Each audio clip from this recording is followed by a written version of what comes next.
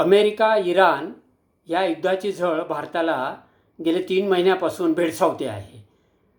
तेल मिळत नाही आहे, त्याच्यानंतर गॅस मिळत नाही आहे. भारतामध्ये तेलाच्या आणि गॅसच्या किमती वाढलेल्या आहेत, पेट्रोल डिझेल वाढलेलं आहे आणि एकंदरीतच सर्व महागाई वाढलेली आहे.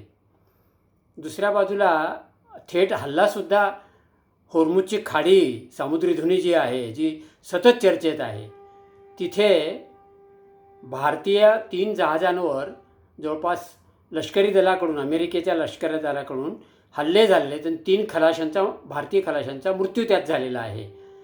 आणि भारताच्या परराष्ट्रमंत्र्यांनी त्यांच्याकडे अमेरिकेच्या परराष्ट्रमंत्र्यांशी संपर्क साधून आणि निषेध नोंदवायचा प्रयत्न केला, तर त्यांनी जी भाषा वापरलेली आहे अमेरिकेच्या परराष्ट्रमंत्र्यांनी, ती अयोग्य पद्धतीची आहे.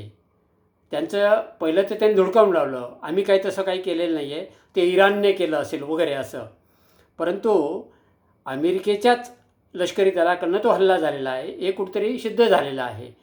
आणि अमेरिका काय म्हणते की आमचे आदेश हे सगळ्यांना पाळावेच लागतील आणि आमच्या आदेशाशिवाय, आमच्या परवानगीशिवाय जर कधी मालवाहतूक जहाजं, तेल वाहतूक जहाजं त्या समुद्रधुनीमध्ये गेले तर हल्ले हे होणारच, अशी उर्मट असभ्य भाषा त्यांनी वापरलेली आहे.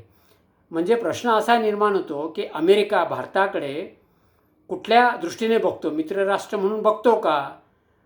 त्या प्रश्नाचं उत्तर नेमकं काय आहे? जर कधी जाहीरपणे अशा प्रकारचे एक धमकीवजा ते बोलत असतील, खरं तर अगोदर त्यांनी सुतवाच करायला पाहिजे होतं, समज द्यायला पाहिजे होती, तुमची जहाजं तिथून काढा. तसं ते केलं नाही.